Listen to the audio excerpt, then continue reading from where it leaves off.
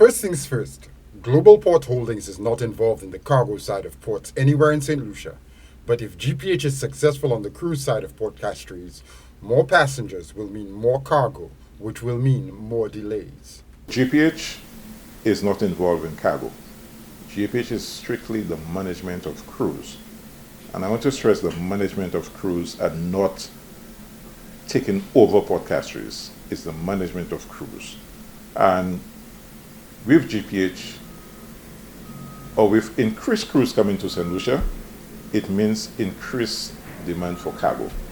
Because with the increased passengers, you have the various sites ashore, you have the hotels, the restaurants, so more people will be importing food into the country. They'll have more need for storage space.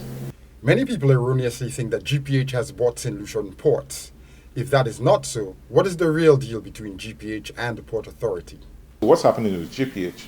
Port Castries, Port Soufriere remains Slasper Ports, but we now have a private entity who is managing cruise, the same way in which Marine Terminals was managing cargo.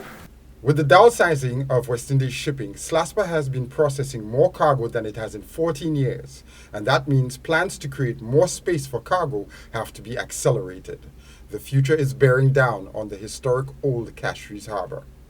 When we have a ferry in port, and say we have 300 passengers, we cannot make reefer deliveries to the trucks, because that means our machines and the trucks have to be passing where passengers are going to their vehicles. So we have a lot of hiccups, a lot of risks operating in this environment.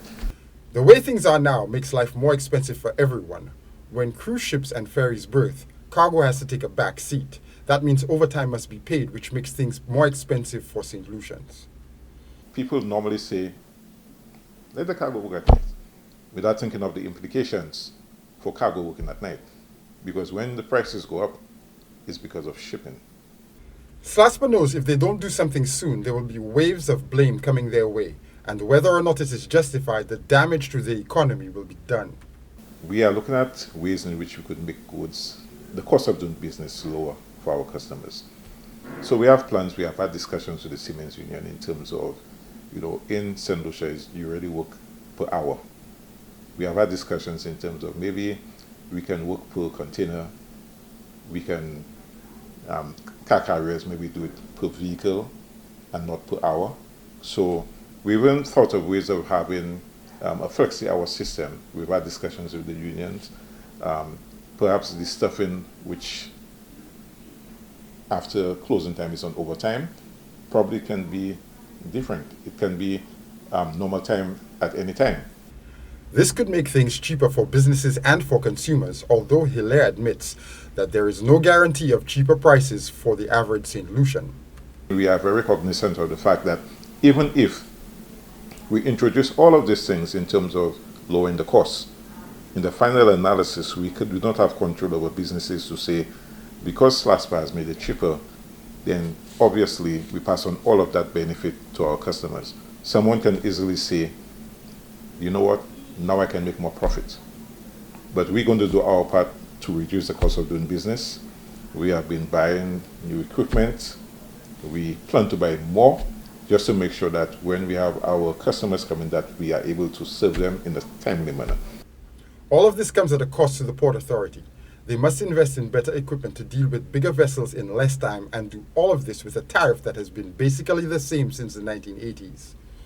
With all of these challenges, could Port Castries transform from the cargo port with cruise ships that it has been for the last few decades into a tourism-dedicated port within the next 5 to 10 years? It must.